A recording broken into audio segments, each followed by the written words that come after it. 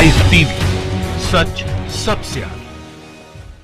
दोस्तों, मैं अब्बास हफीज हूं। उत्तर प्रदेश में जंगल राज है, आप सब जानते हैं। लोगों का कहना है कि भाजपा के शासनकाल में कोई भी वहां सुरक्षित नहीं है, लेकिन अभी सुबह सुबह एक ऐसा वीडियो आया है जिसने लोगों के होश उड़ा दिए हैं। आप भी देखेंगे उस वीडियो को तो आप भी कहेंगे कि सही है, भारतीय जनता पार्टी सत्ता के लायक नहीं है। एक हमारा फौजी भाई, उसको वहां की पुलिस ने, उत्तर प्रदेश की पुलिस ने रोने पर मजबूर कर दिया। दोस्तों, उसको रुला दिया।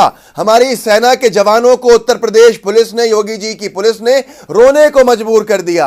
आपको दिखाता हूं मैं, पहले एक अंश भाग देखिए उस सैनिक के वीडियो का, जिसकी जमीन कुछ इस तरह के जो गुंडे किस्म के लोग हैं वो कब्जा कर रहे थे। जब वो पुलिस के पास पहुंचा तो पुलिस के कांस्टेबल ने उस फौजी को ही उल्टा पीटा। उसकी जुबान से सुनिए, आपके भी रोंगटे खड़े हो जाएंगे और भाजपा को आप ये गांठ बांध लेंगे, कभी वोट नहीं देंगे। देखिए, सुनिए इस जवान का रोना, देखिए। सर, मेरा नाम राणा सिंह है। सर, मैं श्रीनगर में अभी तैनात हूँ, सेना में कार्यरत हूँ। क्या हुआ, क्या घटना हो गई आपके? सर, मैं पूरे धनी पुठाई का रहने वाला हूँ और घटना ये हुई कि मैं फौज में हूँ, कार्यरत हूँ, सैनिक हूँ। घटना ये हुई कि हमारे पड़ोसी हैं एक लोग, तो जो हमारा पीछे खेत है उस पर ज़बरदस्ती मिट्टी डाल रहे थे या कुछ भी। तो हमने उनको ये समझाया कि भाई हमारे घर में कोई नहीं, हमारे पिताजी नहीं हैं, आप मिट्टी मत डालो।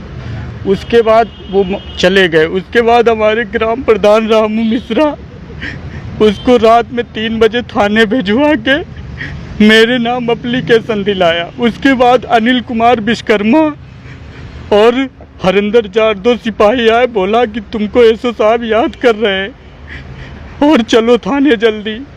मुझे थाने ले गए। मैं थाने गया, हल्के दरोगा से बात कर रहा था, तभी अनिल कुमार विश्वकर्मा ने मेरे 3-4 झापड़ मारे। उसके बाद मुझे बैठा के बोला इसका 151 में चालान करो।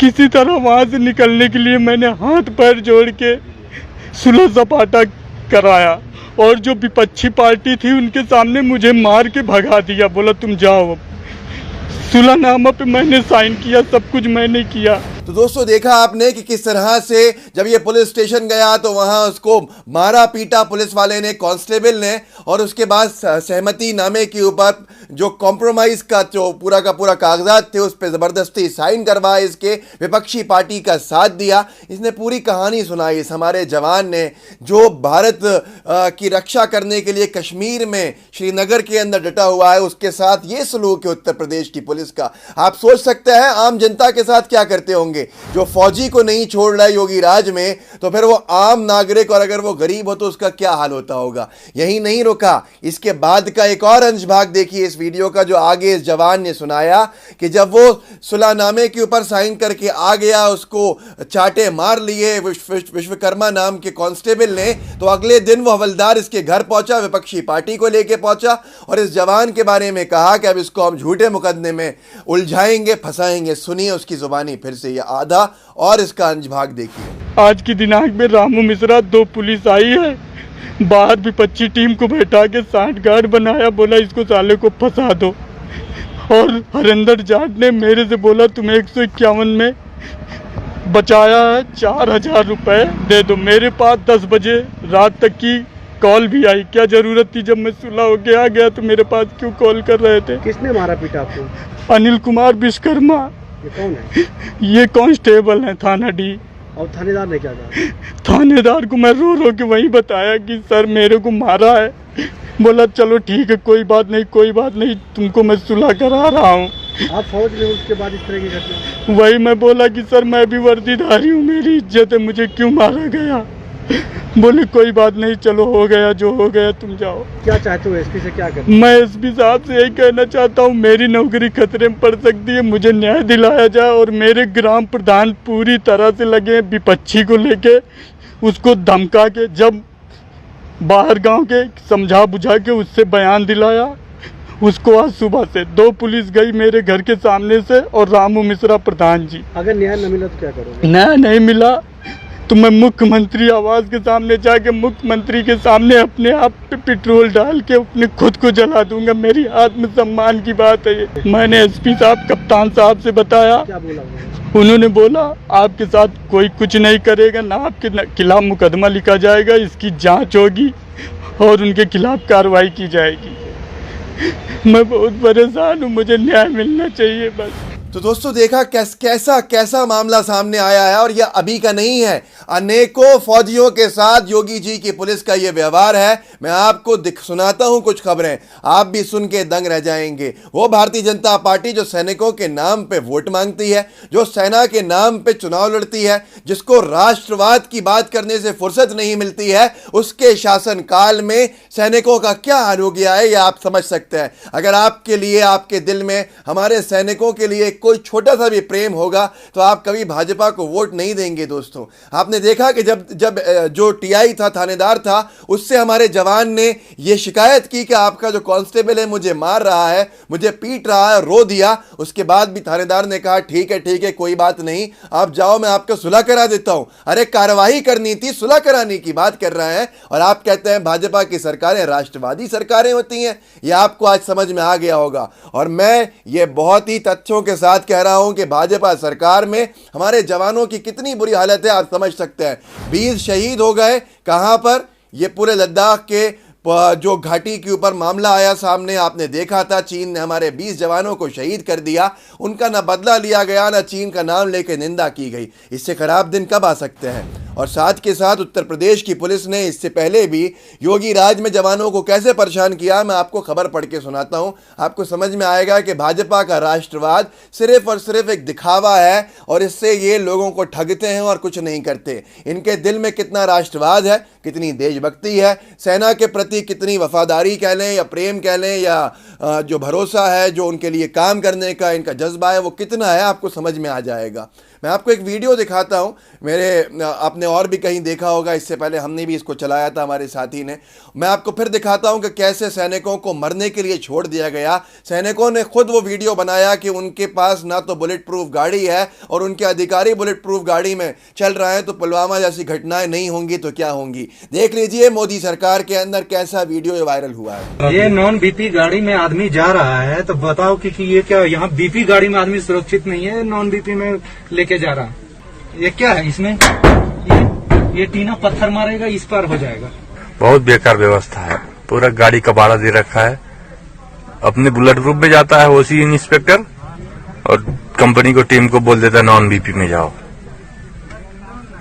बोलने के बाद बोल रहा है गाड़ी कहाँ से लाऊं? तो अरे आप व्यवस्था कराना आपका काम है, ड्यूटी ले जा रहे हो, हम लोग की जिंदगी के साथ खेल रहे हो, हमारे परिवारों की जिंदगी के साथ खेल रहे हो। तो व्यवस्था कराना, यहाँ आप ड्यूटी को सुचारू रूप से चलाना आपका जिम्मेदारी है, तो आपका एडम भी कराना आपका ही जिम्मेदारी है, ना कि हमारा जिम्मेदारी है कि हम गाड़ी कहाँ से लाएंगे। गवर्नमेंट अगर ड्यूटी करा रही है हमको, तो हमको गाड़ी व्यवस्था देगी। आप ऐसे हम लोग की जिंदगी के साथ जबरदस्ती खेल रहे हो। तो दोस्तों देखा आपने, इससे पहले जवान का रोना देखा आपने, उसके साथ साथ आपने ये भी देखा कि कैसे हमारे जवानों को आज जो उनके पास सुविधाएं हैं वो कितनी ज़्यादा घातक हैं, कितना कम उनके ऊपर खर्चा किया जाता है, उनको कैसे हालात में छोड़ दिया गया है। उसके बावजूद भारतीय जनता पार्टी के सांसद नेपाल सिंह का बयान याद होगा आपको, मैं फिर दिखा देता हूं, जिन्होंने बेशर्मी से कहा था भाजपा के सांसद महोदय ने कि सेना में जवान मरते ही तो हैं, हर रोज मरते हैं, हर देश के अंदर सेना में जवान मरने के लिए ही तो होते हैं। सुन लीजिए उसका भी एक अंशभाग, आपको समझ में आ जाएगा कि भारतीय जनता पार्टी के लिए सेना सिर्फ वोट मांगने का एक जरिया है। देखिए, अभी 6 हमारे जो जवान शहीद तो रोज मरेंगे आर्मी में। अच्छा कोई ऐसा देश है जहाँ आर्मी का आदमी ना मरता हो और झगड़ा हो? अच्छा गाँव में भी झगड़ा होता है, लठियाबाजी होती है, तो कोई देखा तो वायरल हो भाई। तो दोस्तों देखा आपने, ऐसे अनेकों वीडियो मैं आपको दिखा सकता हूं, लेकिन आपको समझना होगा उत्तर प्रदेश के अंदर भी बीजेपी सरकार है, केंद्र में भी बीजेपी सरकार है।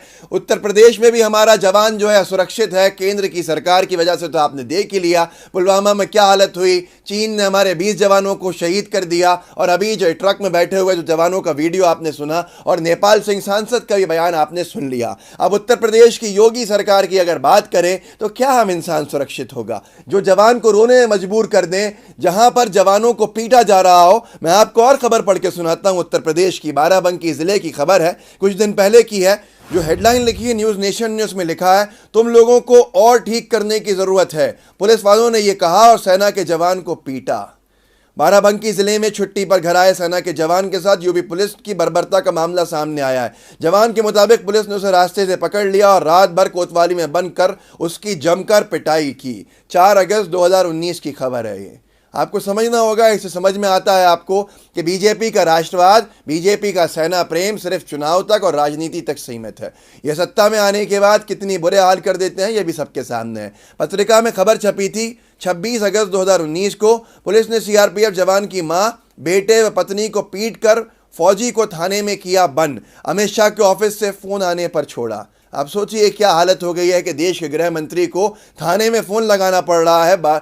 मेरठ के थाने के अंदर, मेरठ के शास्त्री नगर के ब्लॉक के जो थाना है वहाँ पर, कि भैया जवान को पकड़ लिया। मीडिया में हाय तौबा हो गई है, छोड़ दो, हमारी सरकार बदनाम हो रही है।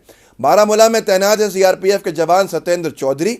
मेरठ के शास्त्री नगर के ब्लॉक में रहते हैं सत्येंद्र। दरोगा का खाना ले जा रहा है, डिलीवरी बॉय से हुआ विवाद। उसके बाद इनकी माँ, बेटे व पत्नी तक को पीट कर, आप सोचिए, जहां फौजी की पत्नी सुरक्षित नहीं हो, फौजी की मां सुरक्षित नहीं हो, जो उत्तर प्रदेश पुलिस के राज में फौजी की मां को पुलिस पीट रही हो, फौजी की पत्नी को पुलिस पीट रही हो, फिर फौजी को रात भर थाने में बंद करके पुलिस पीट रही हो, वहां हम क्या कल्पना कर सकते हैं कि आम लोगों की बहन बेटियां सुरक्षित होंगी? और ये उत्तर प्रदेश में ये दिन देखना पड़ रहा है। वहां बीजेपी की सरकार है, ऊपर भी बीजेपी की सरकार केंद्र में, और नीचे भी उत्तर प्रदेश में बीजेपी की सरकार। 2 डिप्टी सीएम, 1 मुख्यमंत्री, इतना बड़ा कैबिनेट, उसके बाद ये हाल है। तो दोस्तों, जो कहते हैं कि जवानों के नाम पे वोट दे दो, उनकी आप असलियत जान गए होंगे तो लोगों को और बताइए, ताकि लोगों को पता चले कि इनकी हालत क्या है, कैसे जवानों का अपमान होता है, उनको पीटा जाता है, इनको कोई मतलब नहीं है। हाँ, किसी और राज्य में हो जाए तो ये ईंट से ईंट बजा देंगे। इनकी सरकार के अंदर